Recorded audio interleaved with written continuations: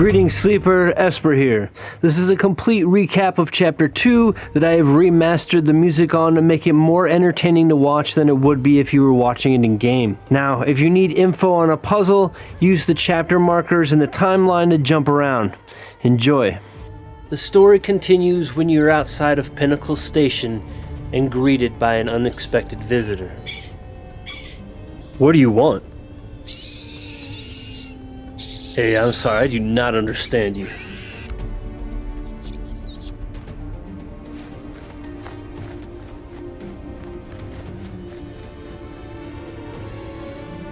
From there, travel to Harko Village to talk to Alara Tuak. Oh look, the kitten is back. Where's Fenring? Dangerous to speak that name aloud. Even here, beneath the cone of silence. You understand that we are not official. We are the hidden hand.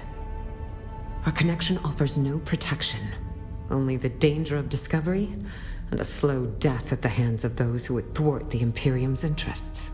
Y'all make sure to be careful. You better be. Dangerous times for us all. I hope you're ready, kitten. Ready for what? Well, I didn't ask. I'll have my men take you to him. His instructions are clear. We need to blindfold you first. See? I told you I had a ribbon for you, didn't I, kitten?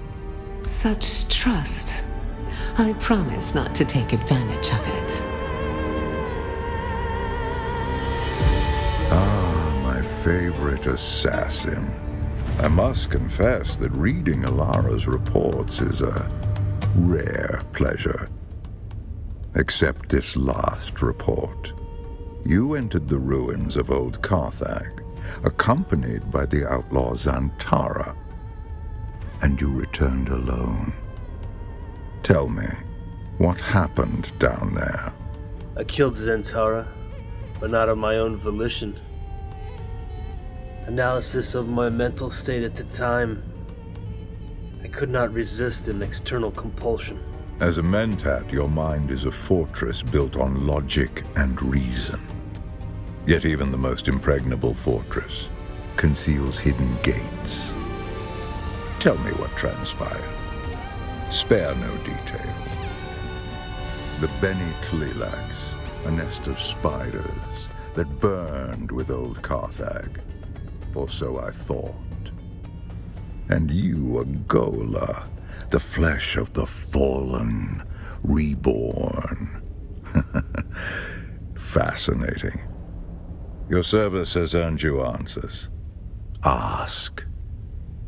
You promised me answers, now tell me about the Gola. Unlike clones, who are grown from living cells, Gola are grown from the flesh of one who has died. The process of doing so is knowledge known only to the Beni Tlilax.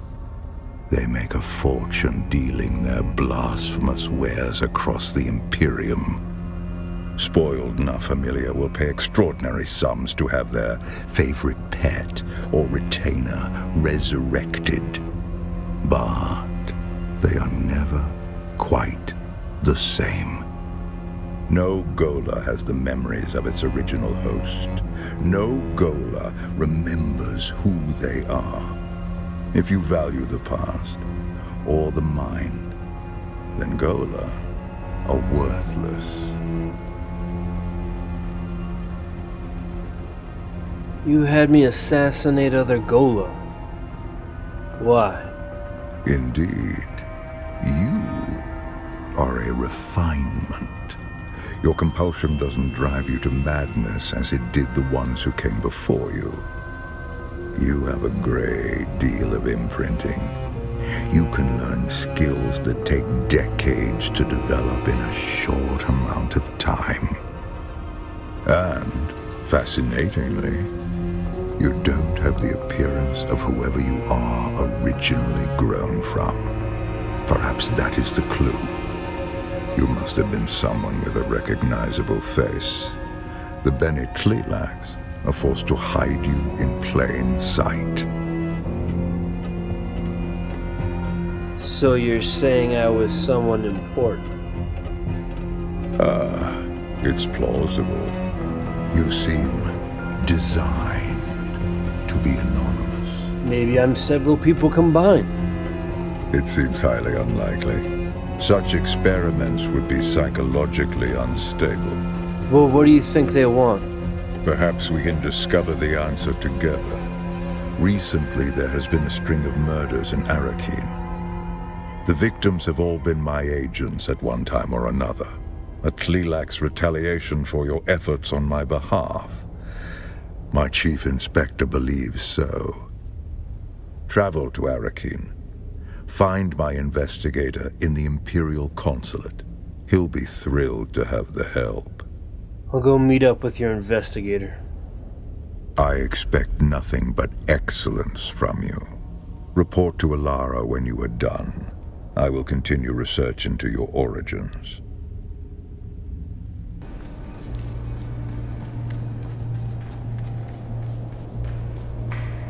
Well, if it isn't Fenring's pet puzzle box. Last we met, there was a Sardaukar blade against your throat, and I was debating how best to make you scream. That would have been a big mistake, Tors. Careful, prisoner.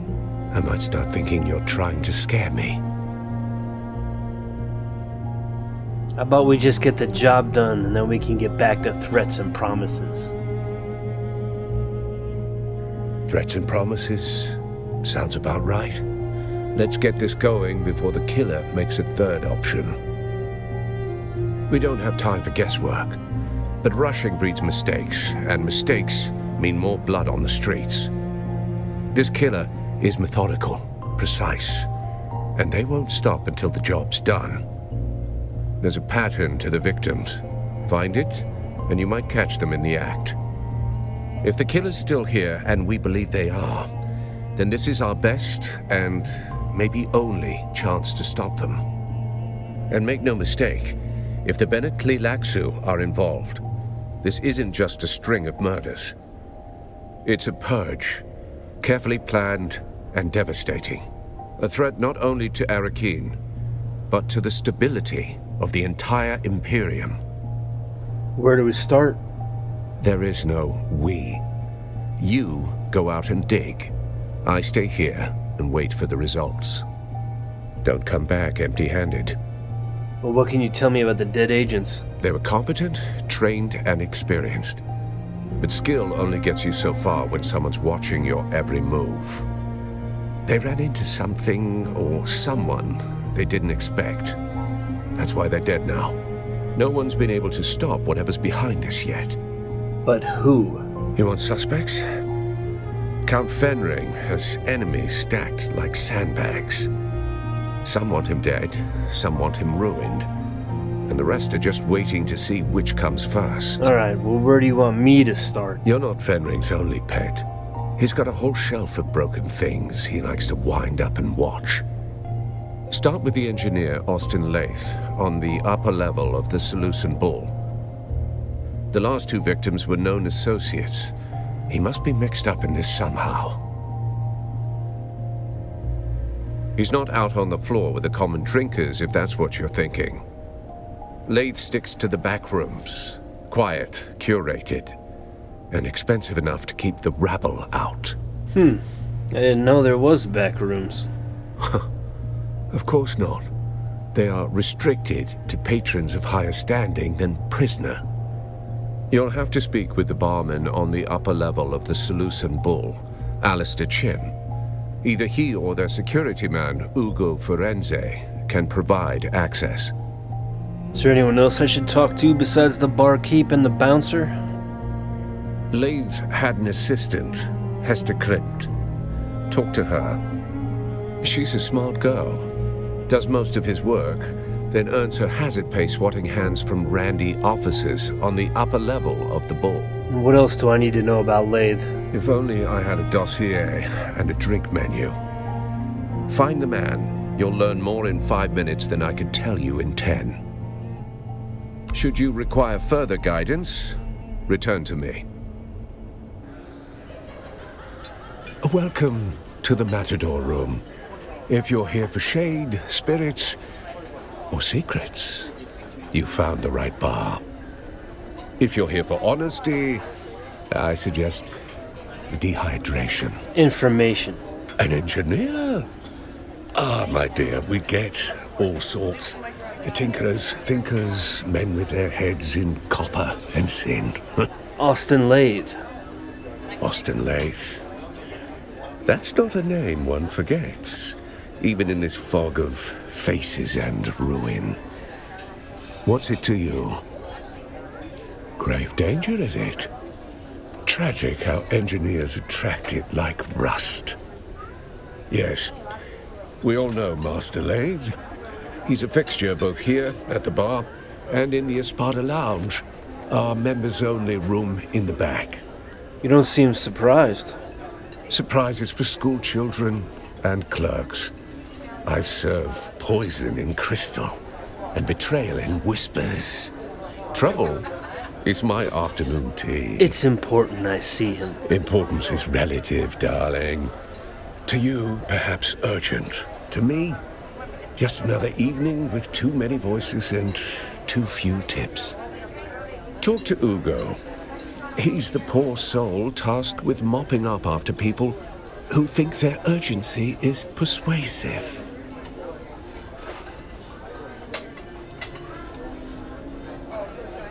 Hello! Welcome to the Matador room. Private rooms. Where the... believe me, I would love to usher you in and cause a scandal. But unless your house's sigil is on the registry, you will have to enjoy this floor with the rest of us wretches. Ugo, I'm getting in today. You want to help? Ah, if velvet ropes could talk, they would say, no exceptions, not even for charmers. Try another angle. Besides, the room is on lockdown. I'm just the gatekeeper here. A minor medical incident with a patron. We are grateful for your patience. That's it, Ugo? Of course, discretion and propriety forbid me from disclosing the activities of our patrons. You understand. I don't care about your propriety. Tor sent me.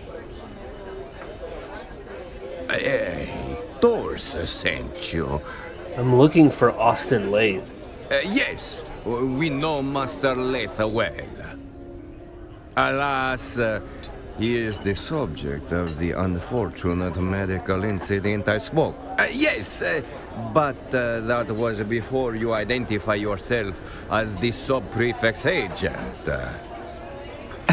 I regret to inform you that the engineer has suffered the most conclusive of a health setbacks. He's dead? Let's just say he won't be ordering more drinks anytime soon. What are you doing with the body? Currently, I am speaking with you.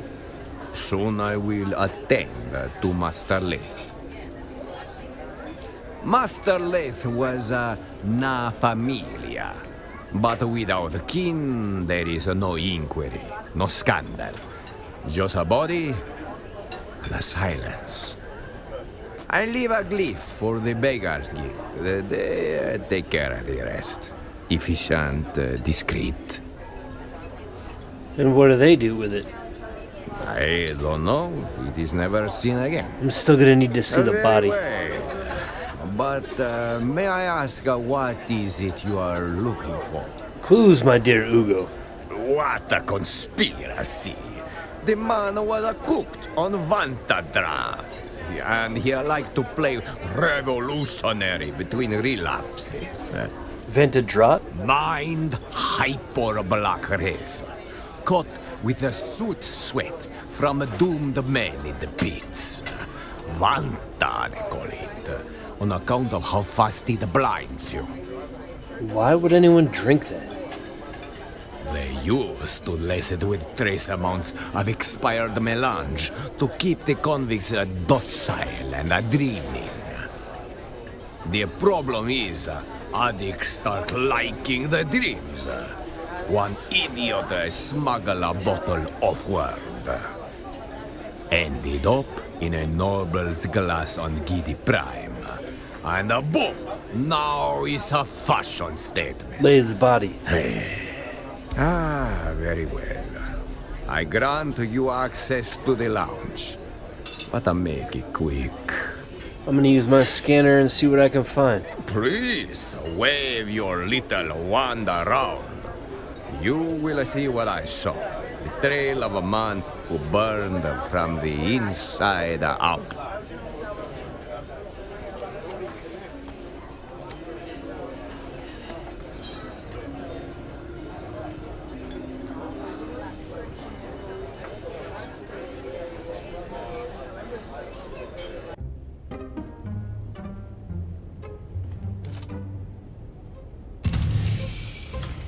If you're hearing this, well, I didn't get away.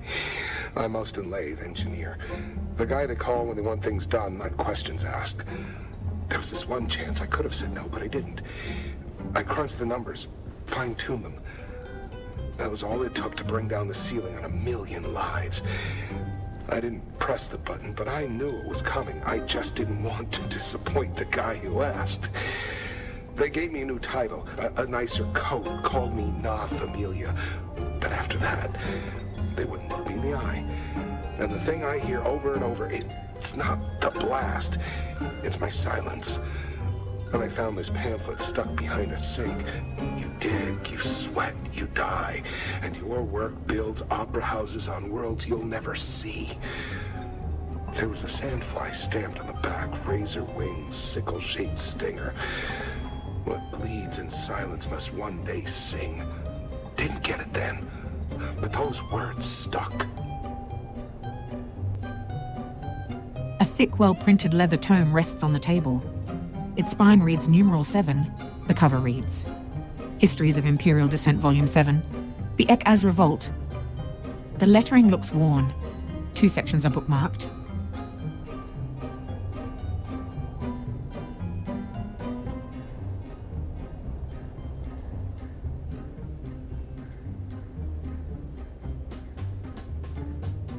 This volume reaches us under a cloud of censure. Tyrus Mondego completed it while confined in Cathode Gate Prison on Kaitane. Volume 7, on the Ek-Az Revolt, spares neither rebel ambition nor the heavy hand of the Imperial reprisal. The Imperium has not authorized this printing. Possession may invite scrutiny.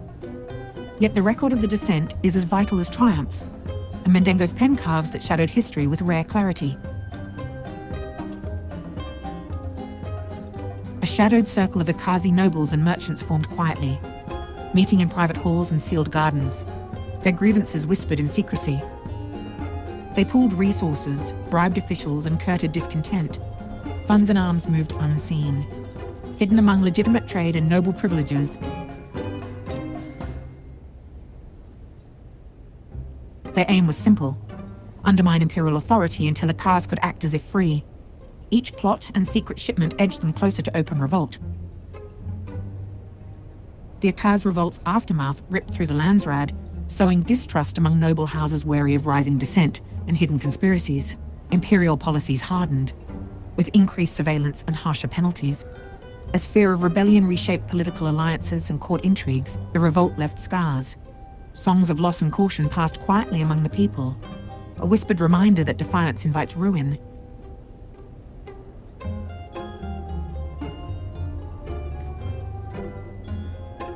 Osten Lake's gaunt frame lies slumped on the bench, skin pallid and waxy. Salt streaks mark where his final sweat dried hours ago.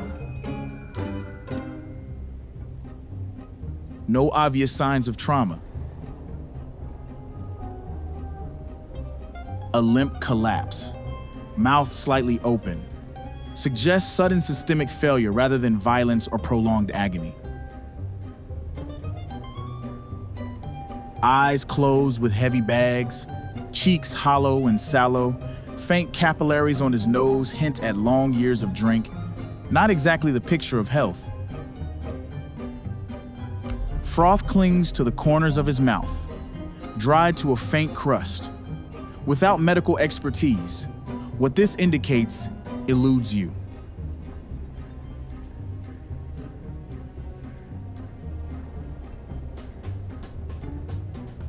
His eyes remain closed, lids sunken with heavy bags. Corneas are faintly clouded, the mark of sudden systemic failure.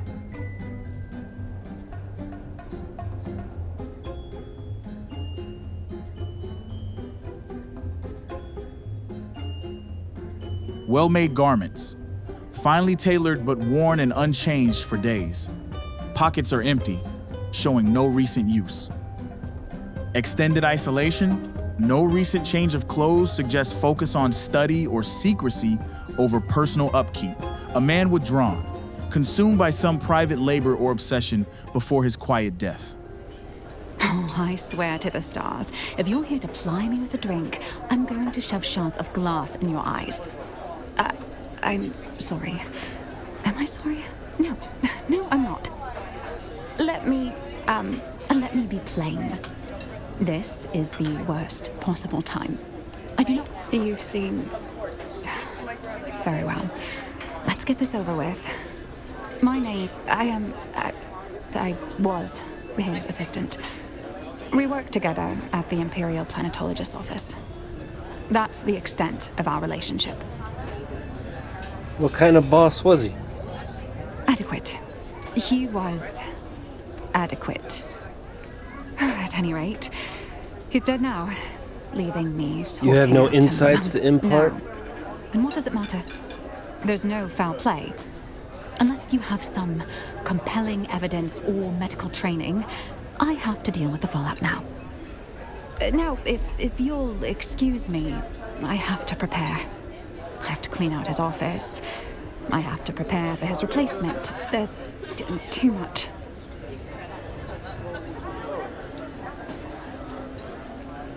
Do mine ears detect the footfalls of someone who will add a drop of excitement to this rather pedestrian evening? I'm here about Osten Leigh's death. Osten's dead? But I only saw him recently. So full of life. Morning's gonna have to wait. I have questions. Wait. Is this a potential murder investigation? How charmingly macabre! Do you really think someone murdered poor Osten? Shh, don't spoil it. Yes, I simply must be involved. How might I facilitate your sleuthery? You drunk? Now see here, I am only midway through today's debauch, and am of sound enough mind to answer the queries of both of you. There are two of you, yes? I jest. Oh, do lighten up. This is the funeral. It's a possible murder scene. I've got questions about Osten. I've already imbibed several libations in dear Estem's memory. His name is Osten. Yes, of course. Carry on. What can you tell me about Osten? My occasional drinking companion has an education in engineering. If anything, he's even more of a man of leisure than I. Leisure? How do you mean? He has an advisory position at the Imperial Planetologist's office, though I don't believe he's ever set foot in that office.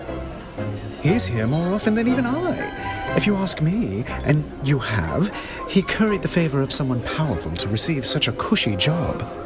Go on. What else can you tell me about Osten? Well, his carnal pursuits are prodigious. He worked his way through nearly all of Arakeen's eligible ladies. The man knows how to pitch woo prolifically.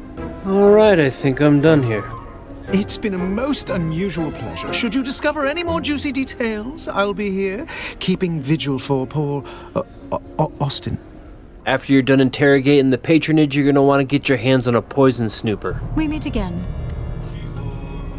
I can't say I know the name, but I'm afraid my head has been buried in matters concerning my clinic of late. What's this to do with me? I suspect foul play and could use your expertise. A possible murder, then. I see. That is interesting. At least morbidly so. Today has taken an interesting turn. I'll do the best I can without a body to directly examine. What can you tell me about the state of the cadaver? I found froth around the mouth of the cadaver. That makes me suspect poison. However, without bodily samples to test, I cannot confirm. How do we confirm this poison theory? A poison snooper would be the most expedient method. Do you have a snooper? I'm afraid I don't have any snoopers at all. My supplies are lacking in general at the moment. You know where I can get my hands on one? If I knew that, I'd have one already. But I'm not exactly familiar with the more illicit sources of goods in Arakeen.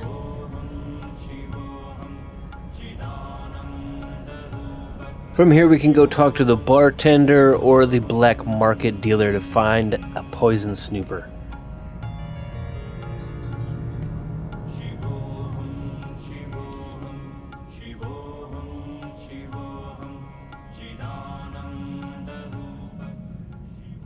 Oi, what's your poison? You had much trouble with bad spice? There's been trouble all around, but nothing to worry about if you don't partake. You want to know about bad spice? You need to ask upstairs. Yeah, find the 3 old birds flocking together and look for the meanest one. Morwena is her name.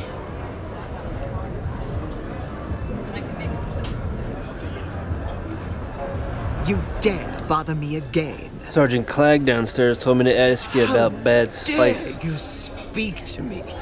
Avert your gaze, you beastly thing. Has no one trained you to behave in polite society?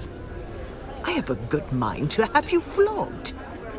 I can do that, you know. One word to Master Chim and that swarthy slig of a bouncer will have you over a chair.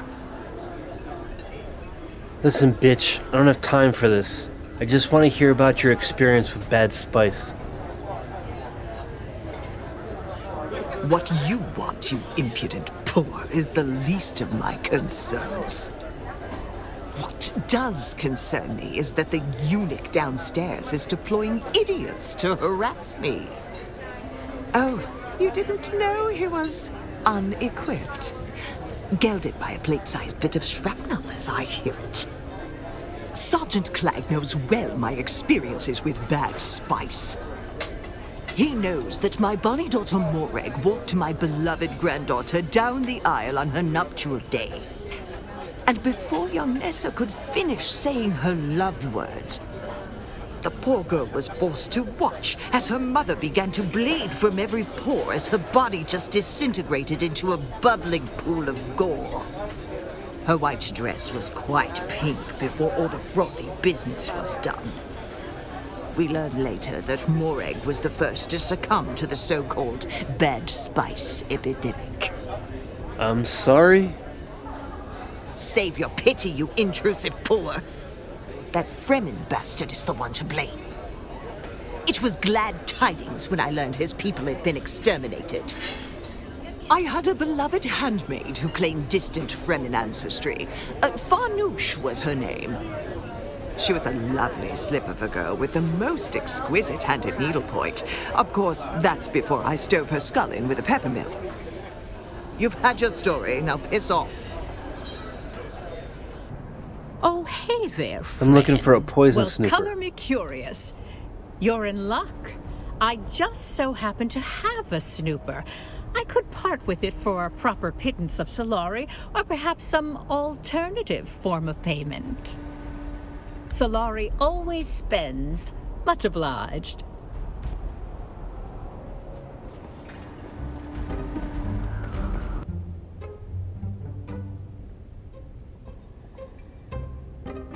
The poison snooper flashes red near his fingertips, indicating contact with a lingering surface toxin.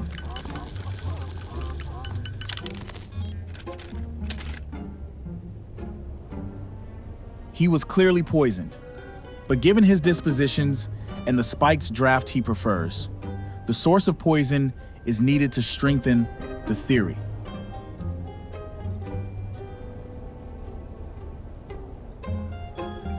The snooper glows red along the page edges.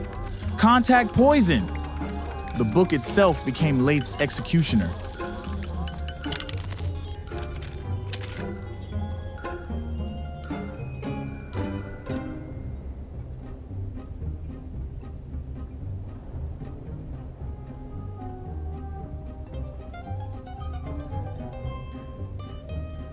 A patient, deliberate and lethal poisoning, enhanced by his nervous habits.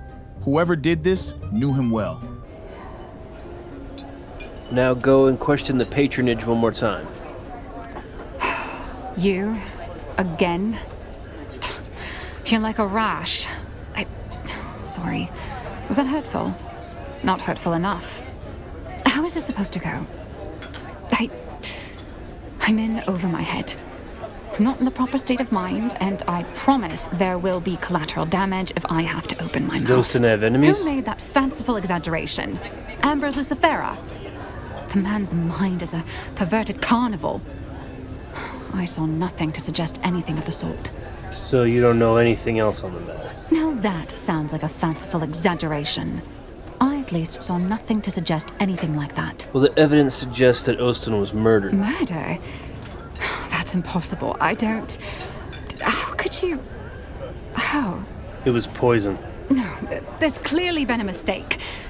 The situation is insane enough without these wild theories. Are you holding something back? All right, you nerve-wracking hound. Let me think. Perhaps I do know something that would help. Ask your questions. Did Osten have any strange behaviors? Stranger than usual? He did become extra agitated. Paranoid, even. Particularly after a meeting with a strange woman. A redhead. He met with her in a closed room for hours. He came out, distressed, immediately ordering a Thopter transport for the following day. Where did he go after meeting with this sexy redhead? I don't know if I should... It's for the case. He had a secret workshop in the eastern shield wall. I don't know why he chose such a remote location. I don't know what he worked on there. I never saw him work. I'll send you the coordinates of the workshop. I have a few more questions. I understand. Let's get this over with. Who else might have had access to the room where Osten was found?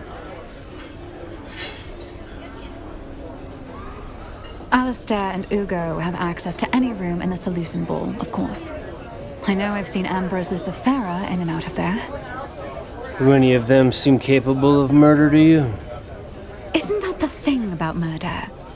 We're often surprised by who is capable. I suppose Ugo and Alistair might have their own shady dealings. But I can't imagine them killing someone in their own establishment. And Ambrose seems too ridiculous. Alistair and Ugo have... Isn't that the... But I can't imagine them killing someone in their own establishment. Can you tell me anything about the book that was found in the room? Sort of revolutionary manifesto. I don't know much about the book itself, other than Osten was reading it obsessively recently. So what is it you're not telling me? Easy there, you maniac. I'm not hiding anything.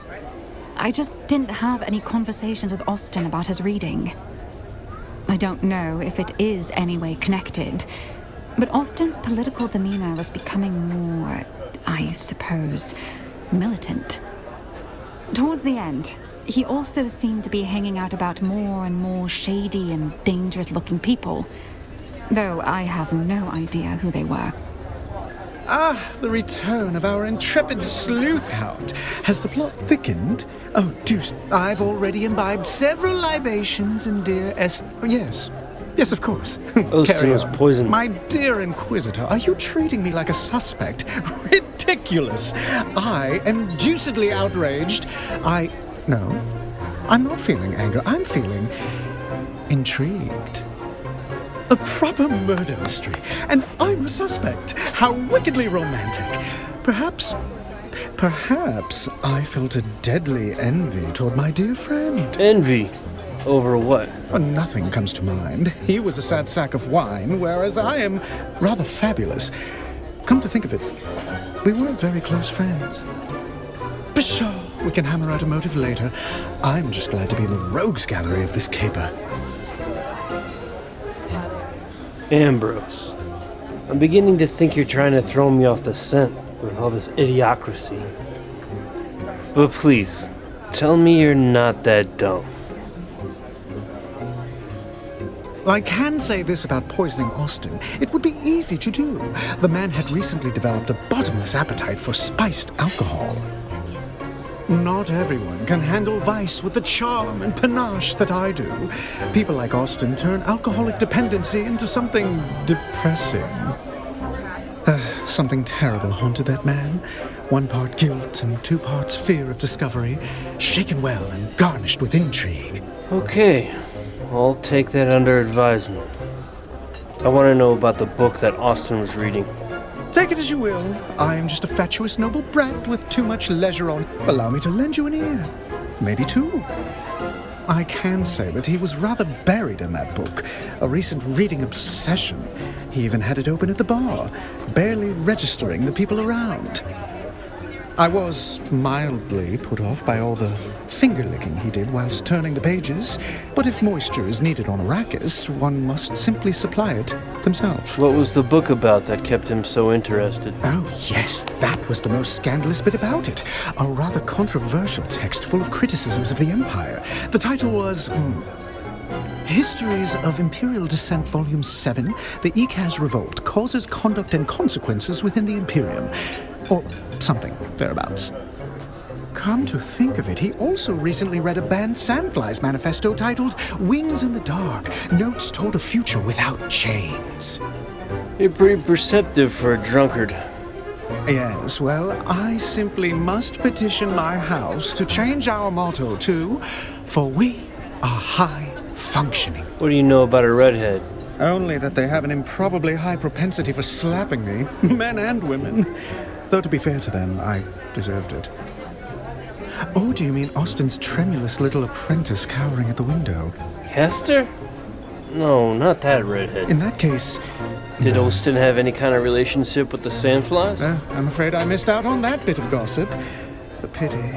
I did see him reading a Sandflies manifesto recently. I shall count the minutes until the next disaster. Found what you were looking for? Or just a new regret? Lock down the to pair room with your drink. I believe you are mistaken. Master Lathe is under the influence of something quite spiritual. Vantadraft. Known side effects include coma, confession, and occasionally He's dead. death. Stop playing. But let's be gentle. You're right. No games. Just a corpse in the Espada room, and a list of insults I had hoped to use before Vantadraft finished what regret started. Hold up. So after all that, you're gonna tell me that you don't think he was murdered? Murdered? No. Master Lathe was far too committed to slow, deliberate self-annihilation. Not flashy enough for murder. You seem pretty sure about that. Self-loathing's not a flaw in this town. It's a currency. And Master Lathe had it to spare. He spent it on bad liquor, bad romance, and bad books. In that general order. Who was he, Lady Gaga? What do you mean he had a bad romance? Master Lathe collected bad decisions like drink tickets. And love was just another excuse to disappear for a night. Or 3. What books? Weird stuff, off-the-record titles. Things that don't circulate legally. Class struggle, worker dignity.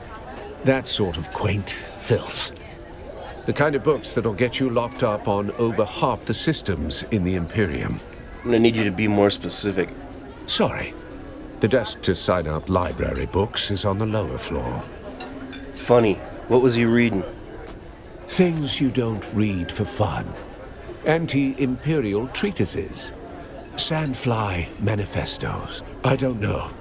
I suppose he wanted to unbolt the class system with his wrench and conviction. Should have known tools like us don't get to fix things. We just hold the weight until it crushes us. Who gains the most from Osten's death? You will have to ask his assistant, Hester Klimt. She catalogues tragedy like a tax collector. Go spoil her mood. What did he drink? Vantadraft. Poured black as regret. The real stuff. Elite. Master Lathe said it was the only drink honest enough to finish what he started. Poison? Not officially. Just a spice stabilizer that got banned in 3 systems. Makes the color pretty. Also kills your liver. Depending on who you ask, that's a feature. The damage is irreversible. Optimistic. That's generous. The bottle said, may impair judgment. Master Lathe read that as permission. Ah, you are back. How can I The help? snooper detected poison on his book. But who would want to kill Master Lathe? He was already doing a good job over that himself. Between his taste for that toxic Harkonnen brew he loved so much, and the company he kept. What company? House deserters and ex-Dune men mostly. Not the kind that file taxes or hold court on Kaiten. Ex-sandflies? Keep it down, stranger. But yes, if you are asking if Master Lathe drifted that far, he did. Master Lathe was a creature of habit, wretched ones. Benders that lasted days. Women and drink until he couldn't see straight. Was this a public kind of collapse or private? Oh, public! Shouting poetry in the gutter. One sock, no shoes. The sheriff, he dragged him in more than once. Charges, of course. Not for his kind. And then? He would vanish. Poof! Sometimes for days or weeks at a time. Always come back clear-eyed, skin back like a desert stone.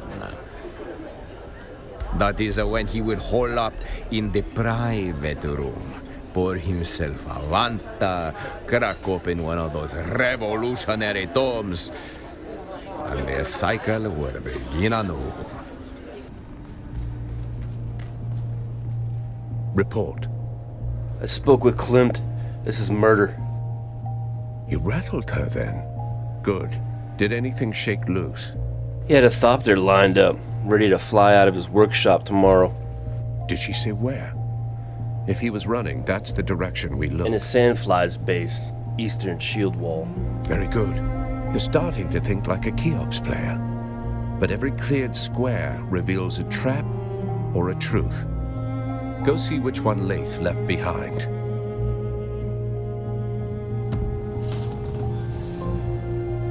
Head back to Haga Basin, where you're going to need to find a green ID badge inside of this sandflies base in order to get into his workshop.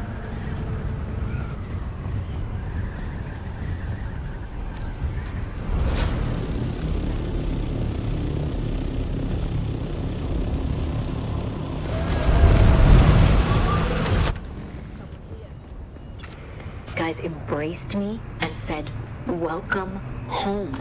Can you believe that? Look, I know you're probably mad I ran away and left you behind, but I honestly didn't think I would last a week on the run. But now that I found the sandflies, I think you should risk it too. My new friends tell me you'd be welcome. Miss you, sis. After the pamphlet, I started asking questions like, who does this serve? And the answer kept coming back, it serves them, the nobility.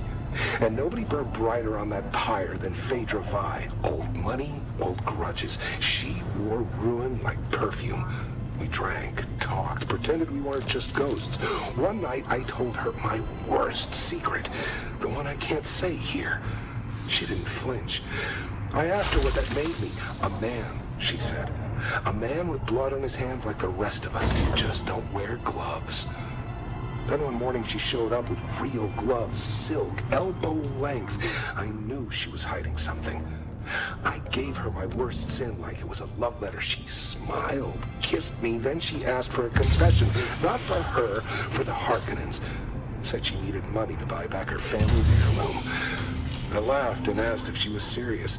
Deadly, she said, and took another sip of her drink like it was just another Thursday.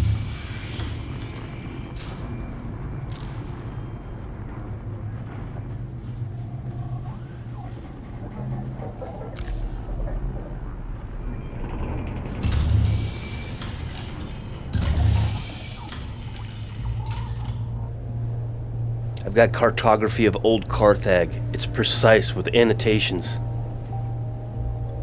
What kind of annotations? It's filled with notes and equations. I'm not sure. Margin notes. Maybe a move. Maybe a distraction. Who's Feyd-Rautha? Feyd-Rautha. Now there's a name from the past. Didn't realize she was still drawing breath. So you know her then? Complicated. Feyd-Rautha is a man-eater. She doesn't flirt, she hunts. And when she sets her sights, the ending is never in doubt. Sounds like a firecracker. I knew men, smart ones who thought they were the exception, that they could handle her. They're not around to argue the point. She was blackmailing Osten. Of course she was. Phedra always knew how to pull a thread, until the whole man came undone. Lathe confessed something to her. Something big, and it was used to tighten the screws. You want answers? Go see Feyd-Rautha. You'll find her apartment in the upper central plaza. Watch your step.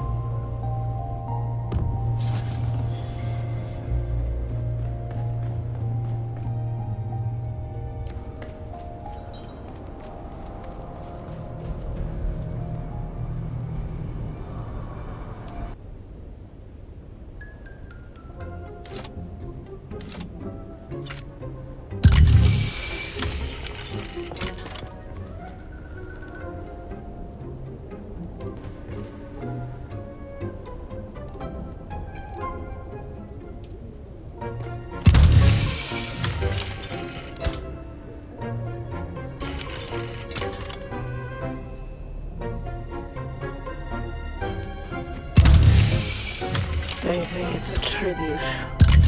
A grand revival.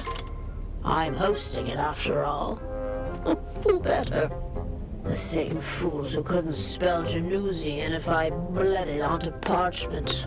Dressing up the corpse of old Carthage in borrowed silks like that makes it breathe again. But that night, it wasn't a party. It was the last time the world bent around me. I ruled it for a single night, and nothing that came after ever mattered. Now they wear the masks. They mouth the toasts. They pretend they remember. It's not nostalgia. It's taxidermy. Still, if the ghosts are coming, I'll be waiting at the door. Did you see Phedra? She wasn't there. I assume you found a trail to where she's hiding. I found a transaction receipt from Taj O'Gary. Could be something. Could be nothing. It could be a waste of time. Either way, she was taking something to the DD. Interesting. Then I hope your Thopter's gassed and waiting, because you're headed into the deep desert.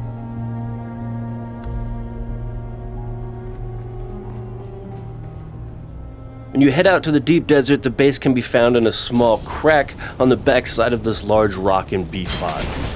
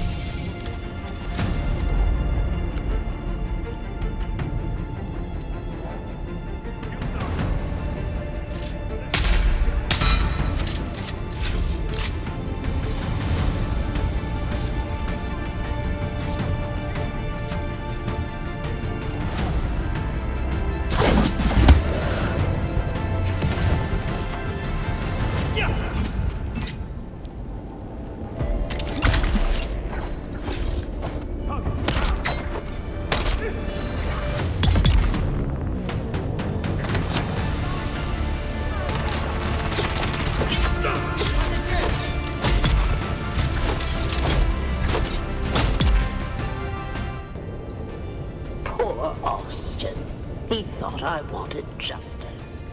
He thought I cared. What I wanted was my grandmother's necklace. The Star of Wisumva. 6 generations of Vais wore it. Smuggled from Ikaz in a corset lined with blood. Gone when Carthag went up in flames. Osten saw the tears. He thought they meant something, so he gave me his truth like it was a gift. I didn't betray him, not in the end. I kept his secret and lost the necklace anyway. Even if I'd held it again, it wouldn't bring back the ballroom, or the music, or the dancers. You can't ransom ghosts. And gods be damned, the dead never write thank you notes.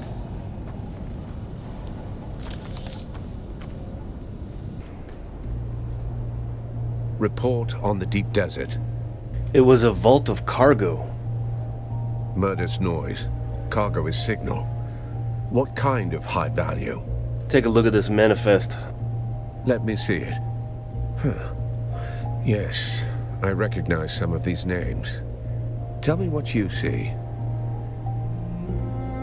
Makes me wonder if one of these names on the list is angling for a bigger cut. Possibly, but everyone's always angling for something. It doesn't mean it's worth chasing. Anything else? The vault has riches from old Carthag. Interesting. What makes you say that? I see. The items were from old nobility. She was rambling on about some necklace. My guess? She was using it to bargain for it. You met with her? Somehow I missed that in your cheerful updates. A necklace, is it? It sounds like a sentiment wrapped around leverage. No, it was on a reel. She talked to the lens like it was a confession. Of course. A Shigawai confession. Last refuge of the melodramatic. Easier to confess to a machine than face a reckoning, I suppose. Anything else? There's a code on this note.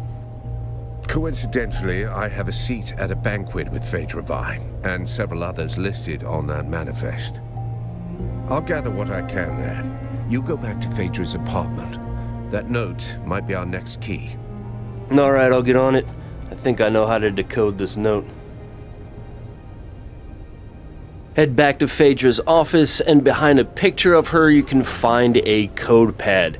You can find the code for this pad by looking at the old Carthag schematics that you pulled up from the vault.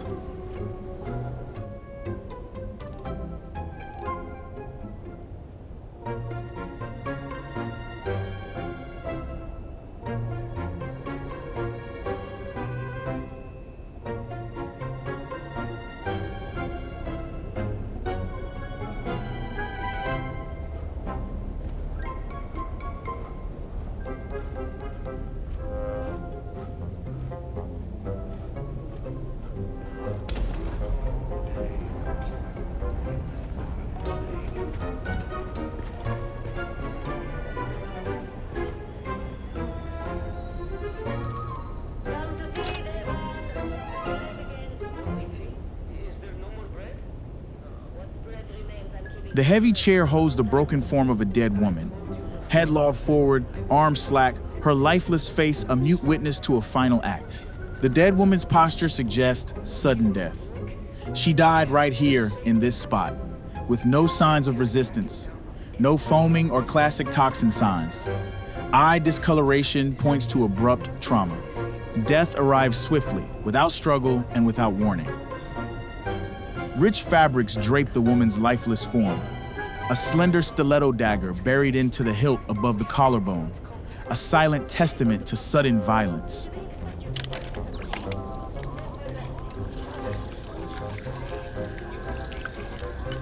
The gown's silhouette is timeless, but the fabric's sheen and intricate stitching betray an off-world atelier far from Arakeen's rough hands. You recognize the flourish of Yeduveir, a Harkonnen couturier in Corinth's fashion district on Khatain, a name whispered among imperial elites. It's said Vere's satellite studio perished in Carthag's fall. While she was away, her rare designs endure among the few relics of that city's doom. Harkonnen Dragoon captains wear this blade in their boots. It is meant for piercing energy shields in close combat.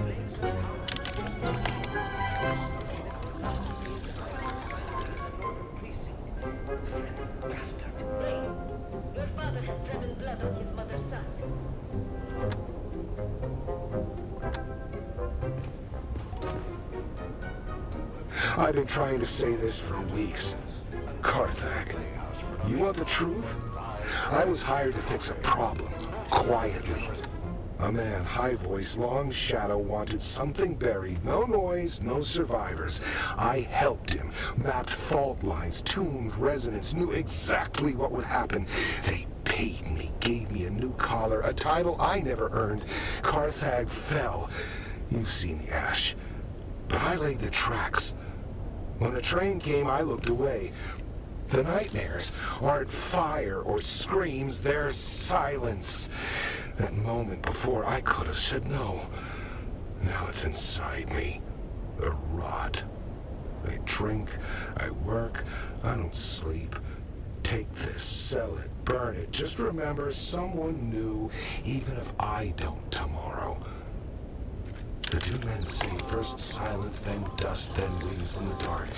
I used to think it was poetry. Now, it feels like a countdown. Brought to you by the generous patronage of the Padishah Emperor and the tireless support of the Spice Miners Fellowship and the Leisure Committee. And now, it's time to dim the lights and return with us to those fateful days before the It's part 1 of 5 Days at Carthage.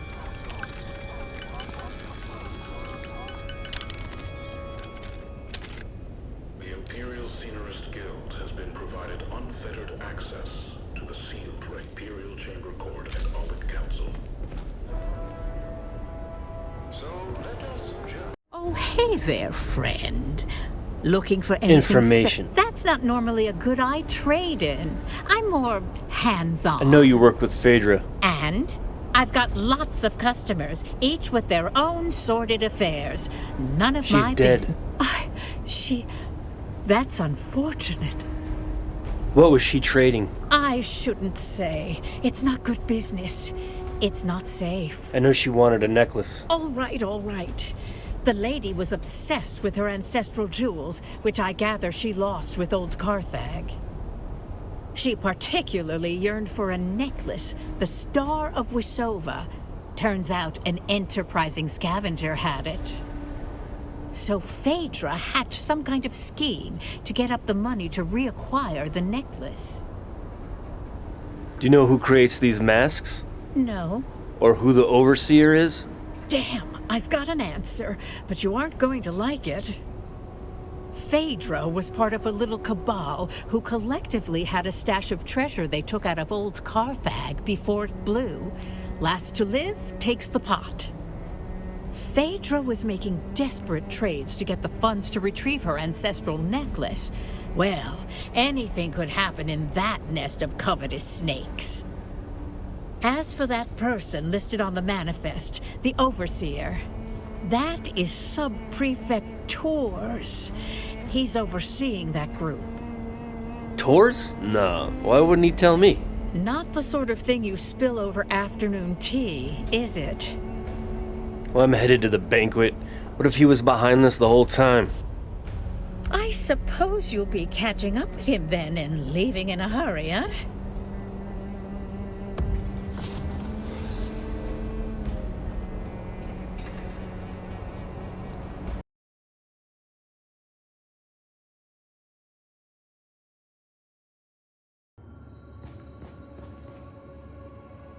That's not your door to open, stranger. Push it, and you'll find I'm harder to move than most. I know it's private, but I need to talk to someone inside. And by order of the Emperor, I'm telling you to slow your gallop. There's nothing for you inside. Are you denying me access? I just want to be clear for my report when I put it in there. Who are you, stranger? by the order of the Emperor is usually enough to run most folks off. But look at you. You got the gait of someone walking on borrowed authority. I don't have time for games, Sheriff. I need to get inside, and fast. All due respect, but unless you can raise the dead, your timeline has just become flexible. They're all dead? We've got one survivor, technically. Old bird's flapping her wings on the way down. But she'll land soon enough. I have reason to believe that Sub-Prefect Torres is among the dead guests, and I need to confirm it. If he's not, he could quite possibly be our killer. Torres at a party. Well, there goes the mood. Party's over. Now let me in. All right then. Since you're so worked up over it, I could use help matching faces to masks. And seats. And if you already know some of these silk-wrapped corpses, all the better. I found a guest list with notations for the butler. Might help sort who's who. Good. That saves us a few hours of corpse roulette. A few of these poor fools I already recognize by build or reputation. The rest you and your list can help with. How'd you know them? It's my job to know who's whispering in the shadows. This crew kept to themselves. Rich, quiet, and just strange enough to raise my interest. I've had files on half of them since they landed. What do you mean they kept to themselves? I mean they didn't dine with the Atreides, didn't show up in the salons, and never hosted anyone outside their circle. Came down on private carriers, quiet ones. No welcome party, no flag waving. When nobles start behaving like spies, I start watching like one. What'd you see? These little gatherings weren't new. Masquerades are not. Same crowd, same vices. Wine, secrets, and shouting matches dressed up as witty banter. Masks just gave them an excuse to say the quiet parts out loud. Sounds like regular nobles to me. If by regular you mean secretive, paranoid, and always 3 drinks deep in betrayal, then yes, absolutely. About what? Something they were hiding in the deep desert. Could have been a spiritual retreat, could have been a treasure hunt. All I know is they were tight-lipped going out, and even tighter coming back. Anyhow, enough jawing. Let me get a look at that guest list. I'll match it with my data and cut through some guesswork. Here you go. Take a look. Appreciate it. Now I'll play scribe. You go play confessor. The old bird is waiting. Call her Countess if you like. I call her the last shriveled thorn on a dead branch. Sharp tongue, sharper memory. Don't be fooled by the frailty. She can still draw blood with a whisper. The butler saw things. Doesn't rattle easy. You do well to speak with him before the details slip through the cracks. All right, will do, Sheriff. See what the butler and the old hawk have to say. After that, come find me. I'll be the one holding this city together.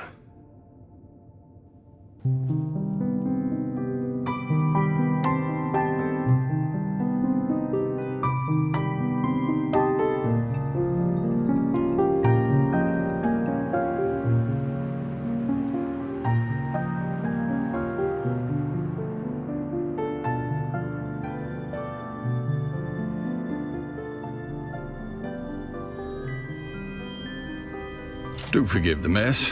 They died as they lived, loudly and with abysmal table manners. And you are? Butler to the late lordlings of this doomed affair. My talents include wine pairing, corpse counting, and feigning deference. So what happened here? It began as a toast, ended as a cautionary tale. You may pick whichever part offends you the least. I'm gonna need more than that. It's simple. Wine was poured, conversation flowed. Then, so did the convulsions. I'm gonna need to ask you more questions. You will forgive my impertinence for pointing out there is a noble here who still draws breath, and her breaths are more important than my breaths. It would behoove you to speak with her while you can. I shall remain here, utterly loyal and inconsequential. A dead woman is sprawled on the ground, her face obscured by thick, dark hair. A goblet spilled from her hand when she slipped. Her mask was partially knocked loose when she fell, revealing her skin. Mushy, raw, tortured flesh. Blood spills from where it had pooled in the mask, streaking its surface as if she had cried. You can still see it is a brown terracotta color. She must have enjoyed flaunting her wealth, wearing several heavy gold necklaces with inlaid gems, a brooch, and too many bracelets. The sheriff is watching. He squints at you suspiciously. You put her arm down slowly, very slowly. A lifeless figure slouches in an awkward pose that only death could endure. An uncomfortable silence draped across his form. He died with his eyes open, sky blue, like the color of his mask, adorned in complex shapes and forms. As you move his arm to inspect his blood-stained satin gloves, you see something glinting between his clutched fingers. You pry them open. A tiny object falls into your palm, a pendant earring, clasping a vibrant azure teardrop gemstone in a delicate golden mounting. The earring seems to belong to someone in this room. Maybe there is someone who could tell you more about it.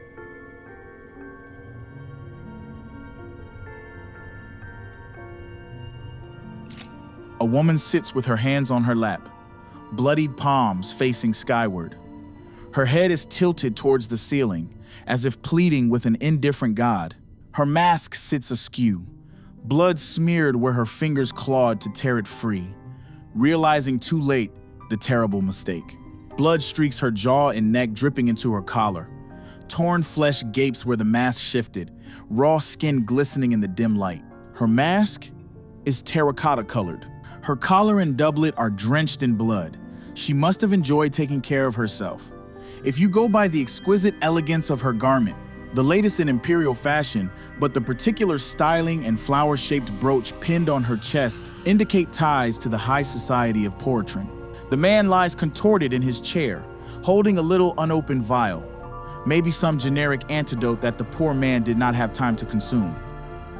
A man of considerable wealth, judging by his extravagant display of layers of luxurious fabric, but nothing to identify him. The gaudiness hardly hides the cheap quality to your expert eye. The discordant contrast of garishly bright colors makes you want to gouge out your eye.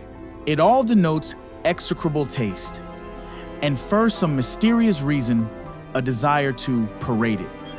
Luckily, it's not contagious. In one pocket, you find a shriveled finger joint wrapped in silk, like a charm, and a small vial of blood. However intriguing, these bodily items do not seem pertinent to the current investigation. A stout woman is slumped gracelessly against her chair. Her coif came loose when she died, leaving her hair looking unkempt. Her mask is adorned with purple shapes. Her pale eyes are thin-lined, barely opened, and somewhat puffy. The skin around them, a dull pink. Her dress is old-fashioned for an aristocrat. The sleeves look frayed, and within her single pocket, you find a blood-stained love letter to another noble spouse and a folded-up betting slip naming her various mala as wagers. Her activities do not seem pertinent to this investigation. A man with dark hair lies against the wall, his hand on his hip, as if he had reflexively looked for the grip of an invisible weapon before dying. His red mask is like the others. His style is somber. A black cape and thin gold chain are the only signs of wealth. One of the pockets hold a delicately laced white monogrammed handkerchief with the initials MT. Maybe someone can tell you more about this guest. A rotund man, blood dripping from under his mask over his bloated chin and onto the table below, forming thick, dark clots. His coat is ill-fitting. A pink stain streaks his right sleeve, wet and diffuse, and a wet towel in his lap. In one pocket, you find a silver locket, its interior lined with a still dark patch of something organic. Yeah, these nobles are kind of fucked up. Some Illuminati shit going on here. Oh, splendid. An audience. I was beginning to worry I'd die without one. Sorry to bother you, Countess. Countess? Did you just address me as Countess? The sheriff told me I might speak with you, if you're comfortable enough to talk. Did he now? How sweet. That sun-scalded half-breed always did mean well, even if he has the conversational grace of a bricked-up cellar. Damn, that was racist as hell. Do I look like some lace-draped provincial with a grain tithe and a hobby kennel? I'm a marchioness, you ignorant little envelope. Can I just kill her? Alert the criers. We have discovered a pleb who can take instruction. Did you just call me a pleb? I was Eulalia Hawthorne, marchioness, patroness. And now I'm just the ghost of better parties and worse decisions. Let's get this mask off you. Hands off, you clod! You'll tear my face away. It's stuck? No. I'm still wearing it because it goes with my dress. Of course it's stuck. There are tiny barbed claws secreted within the mask. I saw Una Byrne try to remove it, and half her face came away before she fainted. What the hell? Because the poison wasn't enough? Idiot. The wine merely opened the door, but it was the masks that let death inside. Poison in the wine, poison in the mask. One to loosen the soul, one to pierce it. A double dose for double-crossers. Leave the mask alone. Why do you call them double-crossers? Because betrayal is their native tongue, dear. I watched them turn coats faster than courtiers shed morals. First for survival, then for sport. Let's just say, when money and memory are tied to the same grave, the living tend to grow fangs. What's Tor's here? By all means, prolong my suffering with your Tors. No, thank the stars. Another bureaucrat sniffing around. Precisely the kind of dull company I avoid. Do you know who did this? No. But whoever it was deserves a medal for culling the herd of those pretentious fools. Any family? No one worth the effort. Just a pack of maulers fighting over my ruin. They'll whisper sweet poison behind my back, like always. At least death saves me from their petty scheming. So what happened here? What happened? Fashion suicide, mainly. Graf Vero died smiling, the fool. Spilled his wine and his wit in equal measure. I do admire a man who keeps his mask on while choking. So how did this whole thing start? With one of those ghastly little speeches nobles make when they think they're clever. Then came the toast. Then came the horror. A toast? Who was the speaker? Our dear hostess Phedra. And I do mean dear, given what it cost her. Feyd-Rautha? Impossible. I just found her dead. Dead, did you say? But the toastmaster strutted around with her voice and mask like she owned the place. Typical Phedra. Can't even die without making herself the center of attention. Bitch. What was the speech about? I wasn't really listening. Phedra has a habit of mistaking volume for substance. And I've spent decades letting that woman drone on about guilt and ghosts. I didn't think this time would be different. And the toast? This I remember with perfect clarity. She said it with that awful snark of hers, like she's been waiting years to raise the glass. She said, "To ghosts and ash, to the flames we escaped when we should have burned. Every breath since has been stolen, and tonight the debt is due."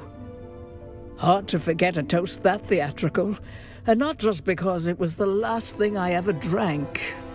And what about Graf Vero? Graf Ansel Vero. A bloated tick in a borrowed title. He died as he lived. Loud, ridiculous, and surrounded by people pretending to like him. What color was his mask? Blue. A coward's color. Fitting, really. He always did flee when anything required a spine. Or pats. So were you and Graf a thing? A thing? Darling, the Graf was barely a man, let alone a thing. He once tried to kiss my hand and missed. I took it as a sign. How are you still alive? Turns out my precious toxin modulator works. Slows the venom, preserves the drama. I'll die last, bloated with envy and resentment. Just how they'd want me. I'll get you someone. Oh, do not ruin this for me. I want to die with some shred of mystery, not flanked by bumbling concern. One last kindness, dear. My Mauler. Kill them all. They'll spend my death pawing through jewelry and gossiping in the kitchen if you don't. You want me to kill them? It's a tradition, you know. The servants die with the mistress. Mostly forgotten now. Like manners and decency. But I rather like it. Please, kill the little wretches. Choke the life out of them before they sell my underthings for drink. I'll pass. Insolent child. See to it, or you'll find your own position precarious. I do not tolerate insubordination. Let's have it. I've been wondering something, Sheriff. Would you answer me a question? Spit it out. You seem to have some beef with Sub-Prefect Torres. What's that all about? It's more his beef with me, or my kind more specifically. Torres is old blood. Thinks blue veins and powdered wigs entitle him to obedience. I'm town Fremen, born and scarred. He sees that as an affront, calls me that Fremen thug. I call him what he is, a dried-out bigot in brocade. We make it work.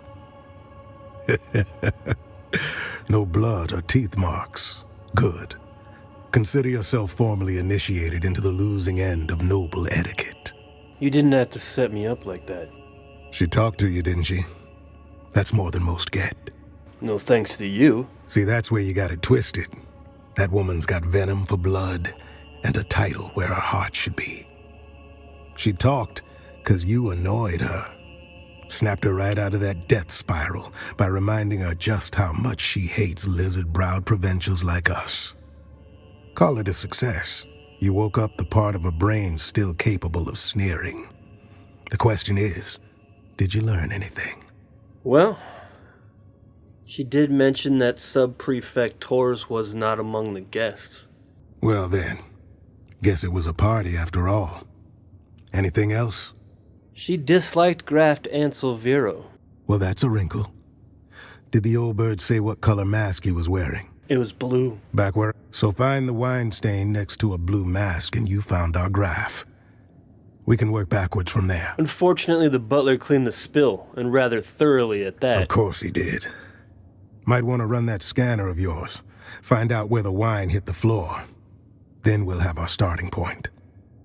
Bold choice bringing a discount snooper to a high-born massacre. Still, point it at the mess. Might surprise us both. All right, will do, Sheriff. Sort out where the graph ended up.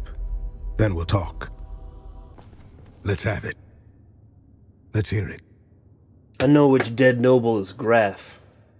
It's the dark blue mask on the right side of the room, between an empty chair and the purple mask. First prize to the junior investigator. That fits the evidence. What's first prize? A can of pressed slig. It's good on toast. Ugh, and second prize? 5 cans of pressed slig. The man chose his agent well. Always does, though. Got an eye for talent, that one. Well, meanwhile, I came up with 2 names of my own. That leaves 8 nobles to identify. 8 masked assholes dead on the floor. Drank their guilt, now they'll sin no more. Any sign of Torres? Haven't had the pleasure yet today. Right. Speak to Theophilus about Agade Yamari. That's what the note says. I suggest you find out what our buttoned-up friend knows before he forgets. Who? Our resident astronomia-trained butler, Theophilus. You know, I heard a funny story about that school. Makes the best of the best servants, they say. But I heard in their final year, the students are paired off in twos and taught to observe each other obsessively. One of them graduates, the other disappears. It's never explained which is which. The butler said Aga Jimari was allergic to the flowers and sat as far away as possible. A woman in a purple mask is sitting across from the flowers. This woman must be Aga Jimari. Then let's have it. I'd say it's more of a Zaffre violet, but that seems to align with my conclusions. Good work. What's next? I figured out one more. And then there was 6. That snooper thing of yours chirped like it knows something? It did its job. Well done, friend. While you were nosing around, I confirmed that the caskets themselves were not poisoned. Meaning? The wine must have been poisoned here. That's exactly correct. Someone doctored the vino after it was delivered. Always nice when the killer's polite enough to attend their own massacre. What's next?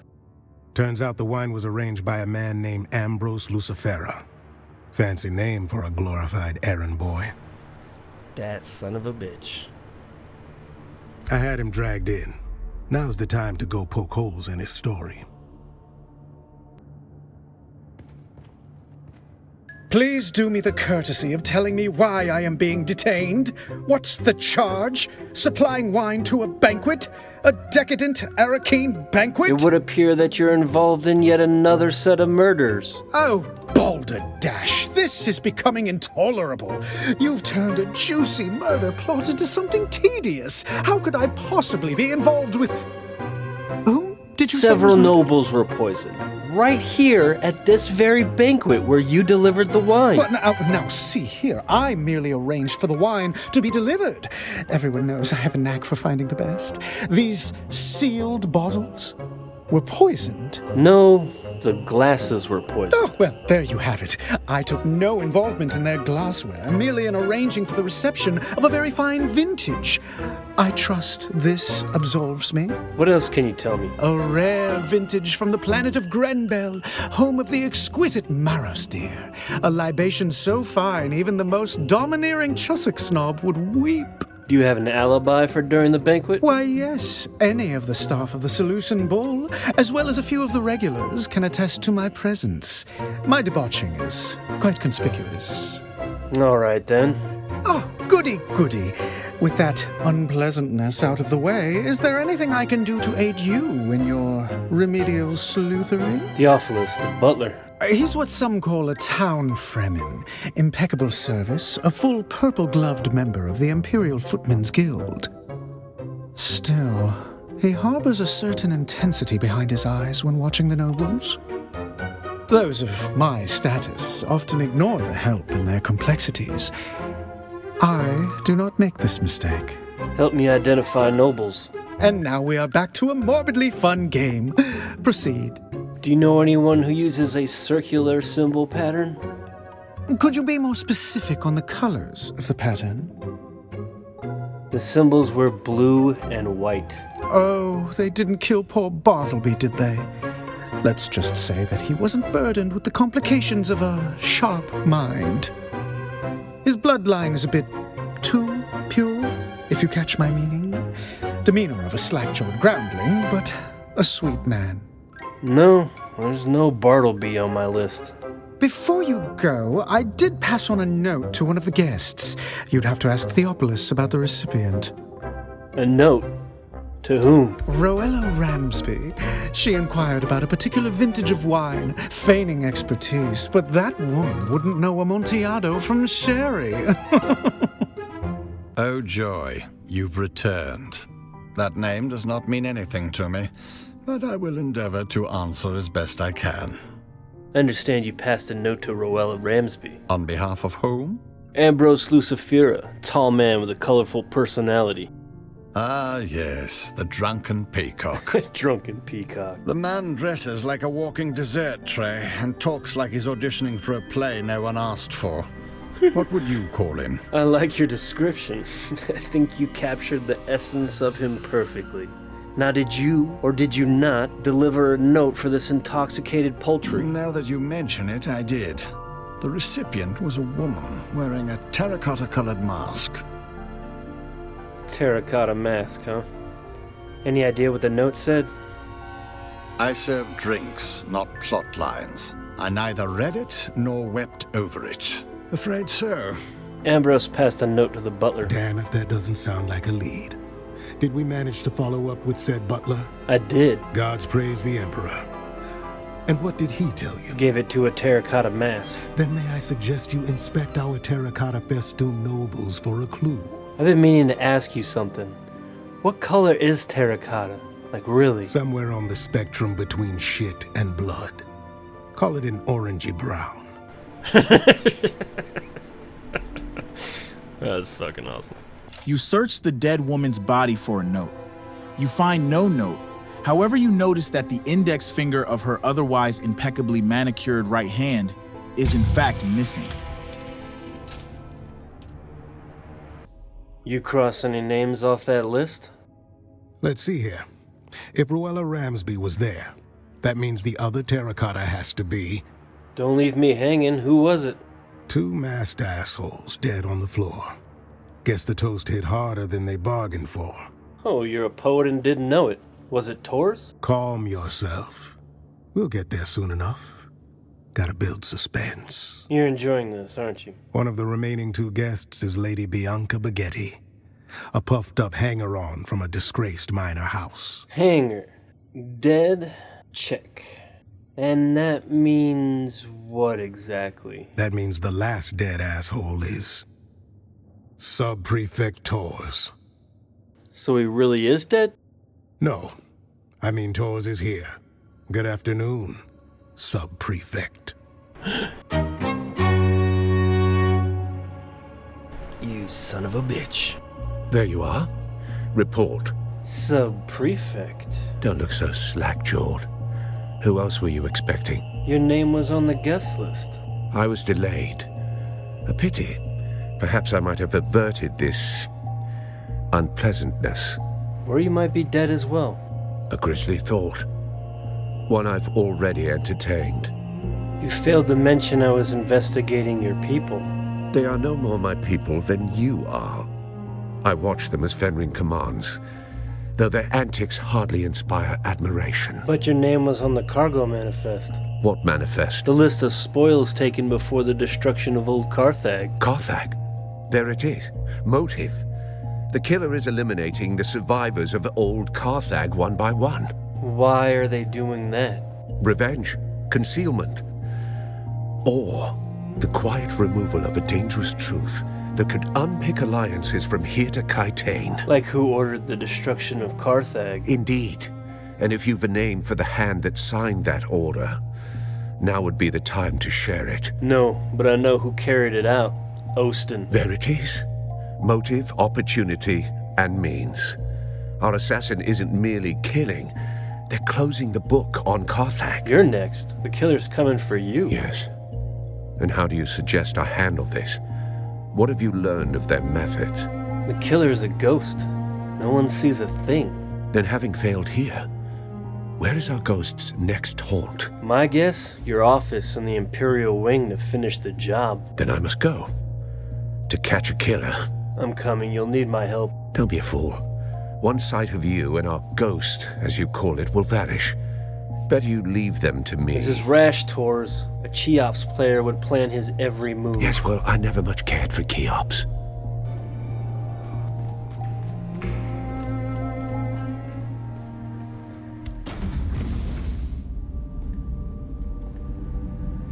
There's nothing here. The killer saw us coming. Now the trail is cold, and we're going to have to report our failure to Count Fenring.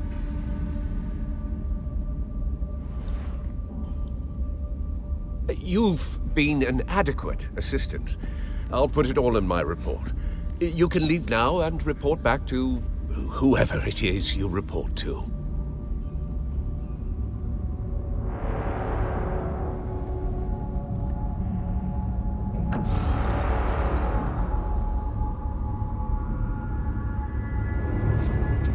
Stop!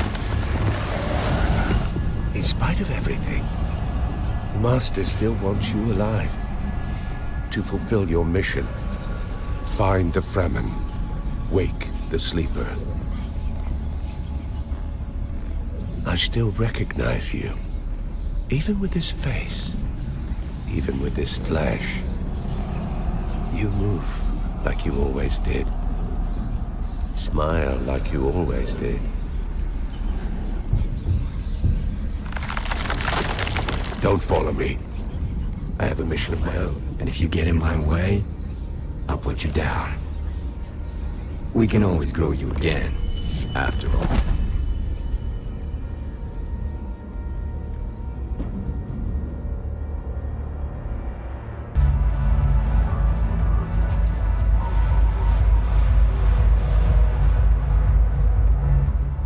Oh, look, the kitten is back.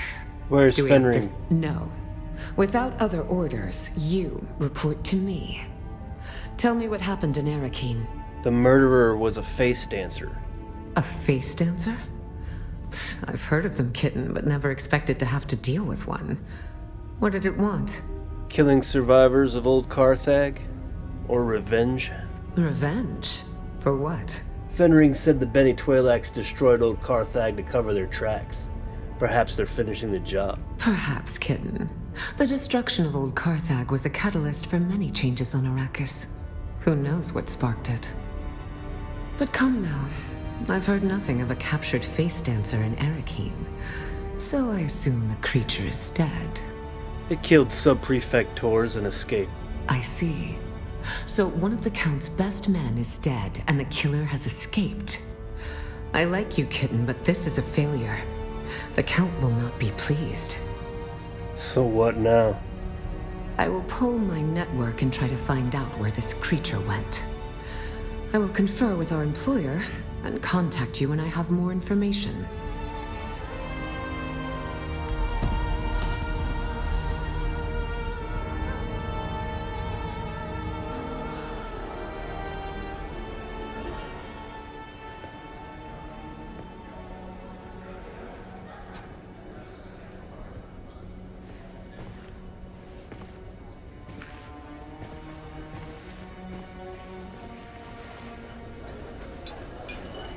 Finally!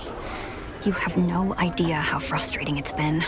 Trying to find a moment to get away from my insufferable mother and... I'm sorry. You've just gotten here and I'm already venting at you. Bene Gesserit poise be damned. I'm just glad to see a friendly face. Now, tell me what happened in old Carthag. We got down there and they were making Gola. We ran into a face changer and things went to shit. Xantara... Shh. I should have warned you. Father has tightened up security since our mutual friend was spotted here last. Don't mention him. Don't say his name. Either of them. Thufir Hawat has eyes and ears everywhere. It's important, Ariste, but it can wait. I knew you'd understand. Now, tell me about old Carthag. What did you find there? The Bene Twi'leks. But what could they possibly want here? And why this obsession with finding the Fremen? And that recording we decoded, the sleeper. Why would the Bene Twi'leks send you after him? The recording we found mentioned a particular Fremen. Could this be Stilgar that we had heard so much about? Stilgar was a leader among the Fremen. Duncan Idaho made diplomatic contact with him before we came to Arrakis. I remember that meeting. I thought Gurney was going to start a war when Stilgar spat at my father. It's a sign of respect amongst the Fremen. Duncan had to explain it, but Stilgar... a hard man. As hard as this planet. He disappeared with the rest of the Fremen. If he is alive, I wouldn't even know where to start. Me being a Gola doesn't bother you? I've always felt there was something special about you. But what about you? Does it bother you? It bothers me to think that I'm wearing someone else's skin. How much of what I am is me, and what is them. I understand. It isn't so very different to me. How much of what I do is my mother and her training. I could have ended this war. The reality is that I am in no position to judge anybody. Do you remember the last time we met here? And I saw somebody at the bar?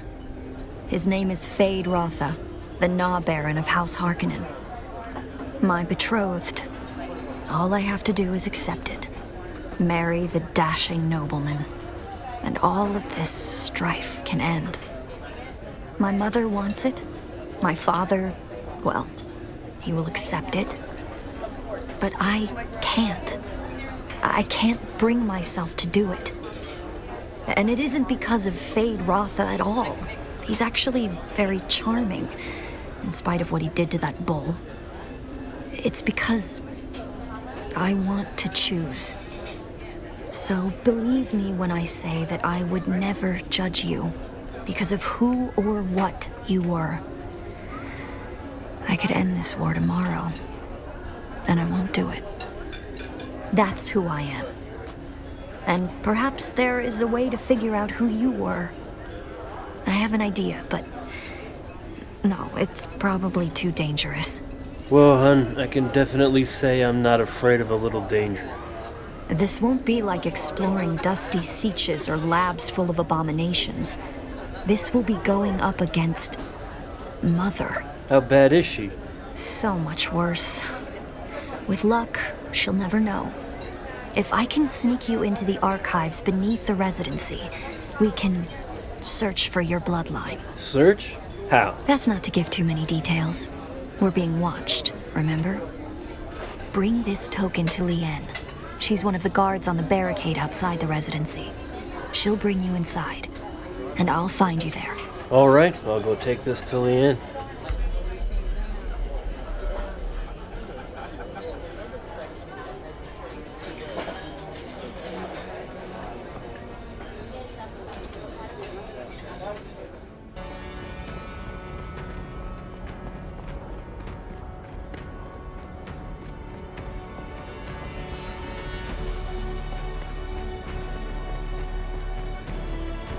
Hail, citizen.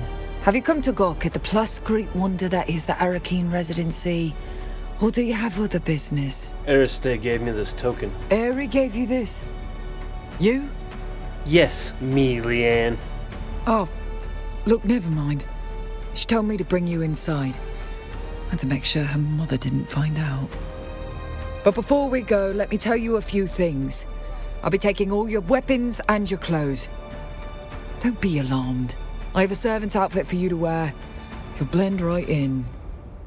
Are you ready? Yeah, take me in. Come on then. Let's get you undressed.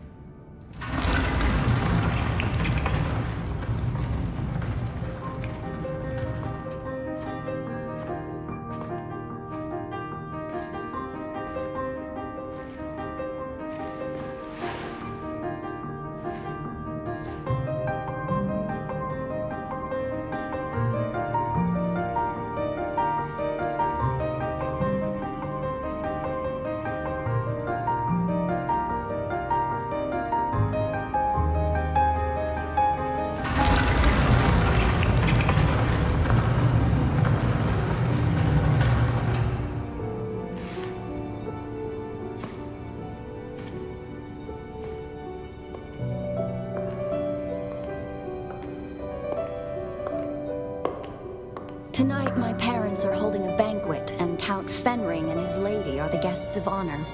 Mother wishes me to shine like a jewel for all to see. I think she's forgotten what Lady Fenring looks like if she expects anybody in the room to be looking at me. But enough. We need to go. The banquet is the perfect distraction. I'll keep my parents focused on the party. You can sneak into the archives. But we need to go. Now.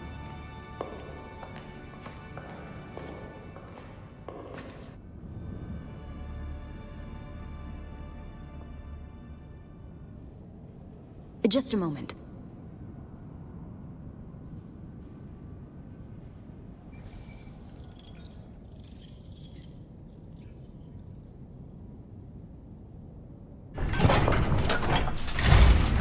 That's it then. Make your way to the lower levels. The guards on the upper floors will probably just throw you out if they spot you. It gets trickier on the lower levels. You'll see. I'll keep in contact over the net, and when I can, I'll catch up to you.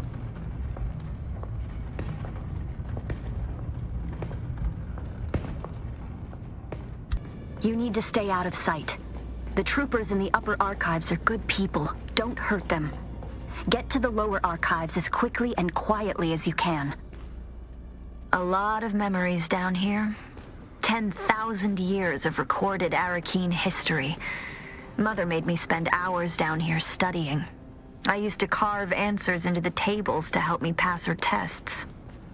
The letters I carved into those tables. Wish me luck. I'm about to start mingling with the guests. Count Fenring is here. I can't abide that weasel of a man. Father says he is a deadly fighter, but he hides it beneath that mumbling veneer. Just be glad you aren't stuck at this banquet. One of the buttes, a water shipper, is pawing at a banker's daughter. This could end in a duel if it escalates.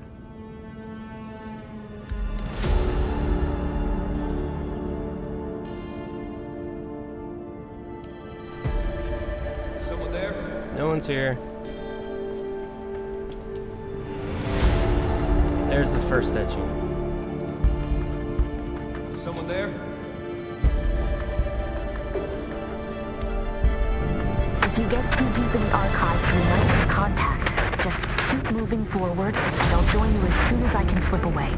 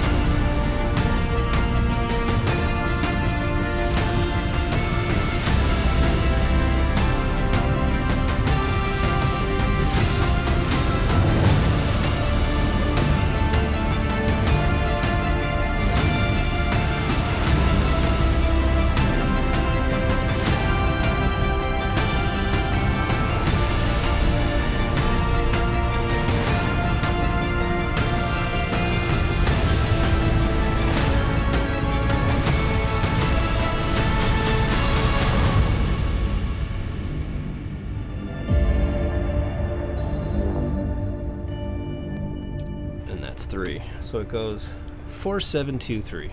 Should be the fucking code. Am I recording this? Alright. So it should go 4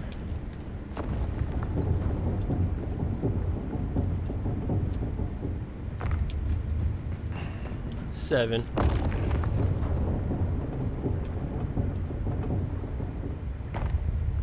2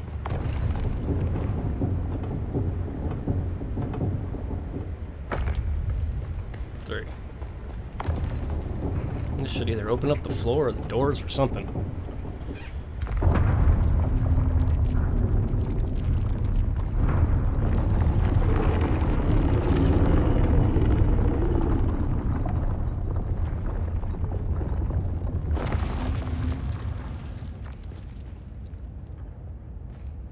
External cognitive agent detected. Full sister authorization not present. Proceeding with limited access heuristic. Welcome, Acolyte, to relay node Seraph 1. This system archives the seeded vectors of the Mahdi prophecy, dispersed through oral tradition channels among desert tribes. Contained data is restricted. Decryption requires demonstrated comprehension of cultural vectors and myth seeding protocols. Begin myth sequence verification. You will be tested on the illusions we crafted. Virtues rewarded, evils punished, love earned through valor, myths all. Your task is not to believe. Your task is to see. Question 1. What lie did we craft to make tyrants seem temporary, monsters forgivable, and systems of punishment appear enlightened? Any bad human can be reformed. Correct. A necessary fiction. One that spares tyrants and executioners from their guilt. Question 2. Isolate the myth designed to sustain hope through deferred justice and moral inevitability. Evil men never prosper. Correct. The dream of inevitable justice, woven so the meek would wait for thunder that never comes. Question 3. What lie did we whisper in incense and shadow that cloaked us in mystery and made obedience feel like awe? Only females understand the ancient mysteries. Correct. We shaped the unknown into a crowd and let them kneel before what they could not name. Question 4. What illusion did we embed in the myth of sacrifice so that the broken would praise the blade that cut them? What is everything happens for a reason? Final answer. Correct. The masterstroke of consummation. We taught them their pain was part of a plan, so they would not rise against its authors. You have spoken the illusions as we planted them. Few recognize them for what they are. Fewer still understand why they were necessary. Mission Aria records unlocked. Proceed with caution. The weight of revelation is heavier than ignorance.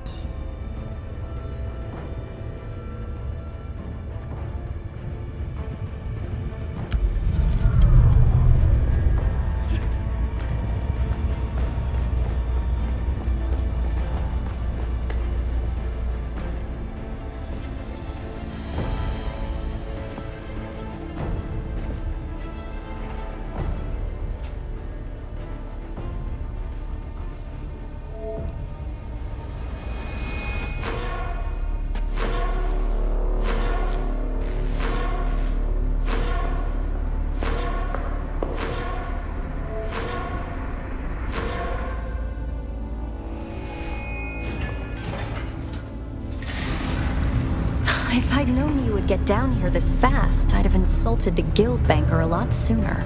Mother thinks I'm sulking in my room while she soothes their egos. Father's trying to talk to the good count and his lady, which involves a great deal of patience as Fenring mumbles and murmurs his way through a sentence. Well, I calculate we have a couple of hours before someone comes looking for me. Let's go and find out who you are. Or were? Exciting.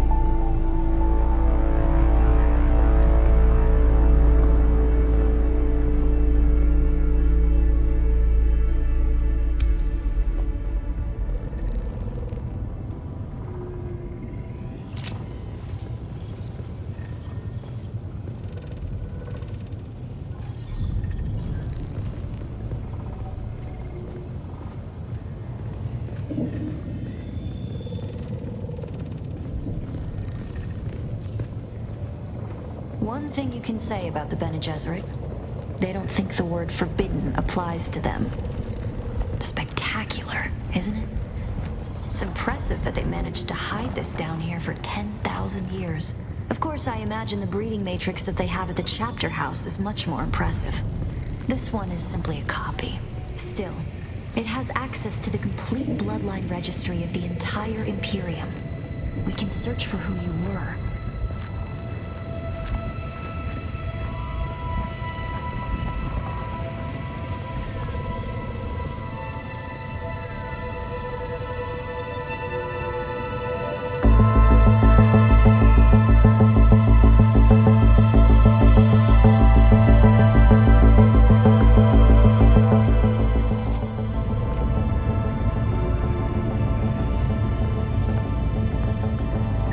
Acolyte Ariste Atreides. Welcome.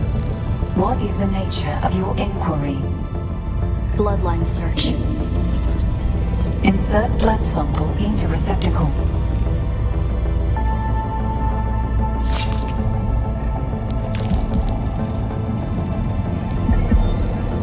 Processing.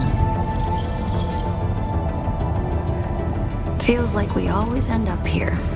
You bleeding to further our cause. I've always hated this place. Since my mother explained to me my great destiny. A broodmare for their plans. No choice. No love. The future is a trap. I want to be free to choose. Search complete. Information on this bloodline is restricted to Reverend mothers. Restricted? By whom? Details of the Xanavar incident are classified for the security of the Imperium. The security of the Imperium? What does that even mean? It means that some secrets are too dangerous for petulant girls. Truthsayer Jessica and Truthsayer Margot. Welcome.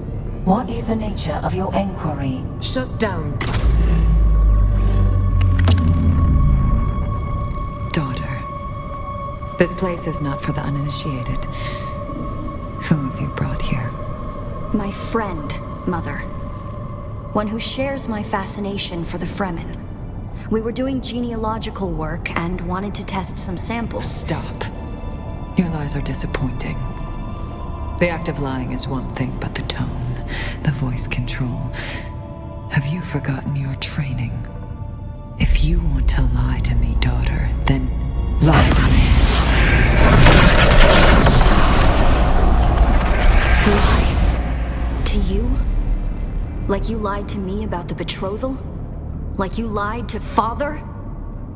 It seems the only thing the Sisterhood has taught you is how to lie. This is my friend. Someone I'm trying to help. Someone who I trust. That is no lie. I see. A friend. Perhaps a confidant. Maybe even a lover. Stand aside, Ariste. I want to ask your friend some questions. Like who they are and what they want with you. There's no need for this, Jessica. I know this one. It works for my husband. Quite the skilled assassin, if what Casimir told me is true. Why, Casimir even told me that it killed Xantara the Lion. Stabbed him in the back. No. That isn't true. It can't be true. Master your emotions, girl. And look, she is telling the truth.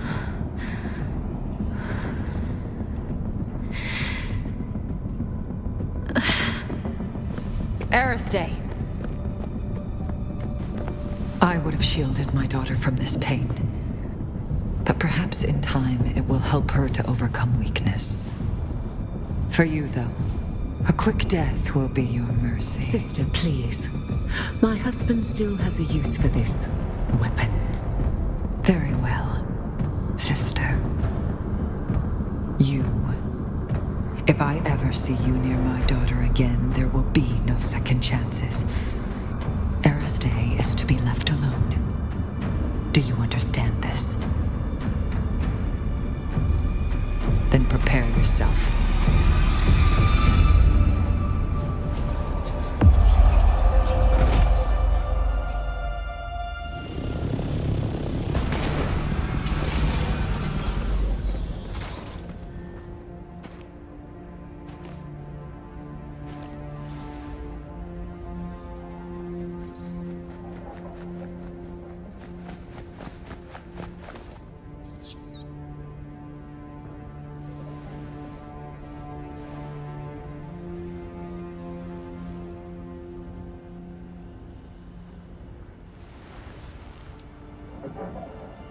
Off-worlder. If Noctua has brought you my distrans, then something is wrong. I have a feeling, a premonition, a touch of Tau. I came to Arrakis in search of... I'm not sure. Family, identity. I rejected the Imperium and the petty politics of the nobility. I found peace in the violence of the desert, a place to hunt. A spoiled young nobleman from Ix became a lion of the desert. Ariste and Stilgar are the only people I ever trusted with knowledge of both my lives. And now you. When I saw you among the wreckage, the tattoo on your cheek glowing, something seized me. A darb, the demanding memory. I saw you, I saw the sleeper. For a moment I saw both of you there on the burning ground. And then there was only you. Not the sleeper. Just an off-worlder, like myself. The Fremen live. I know this is no surprise to you. They have withdrawn to the southern hemisphere, not for fear of persecution, but to preserve their secrets. Secrets that belong to them. My secrets are only known to Noctua. Things even Stilgar and Ariste do not know. Keep her safe, share your water, and she will be a loyal companion to you. Perhaps this premonition of mine is just bad spice. But if I am right, then this is the last message I will ever send you. I am Xantara the Lion. I am Bronso Vernius of Ix. And I was your friend, Off-worlder.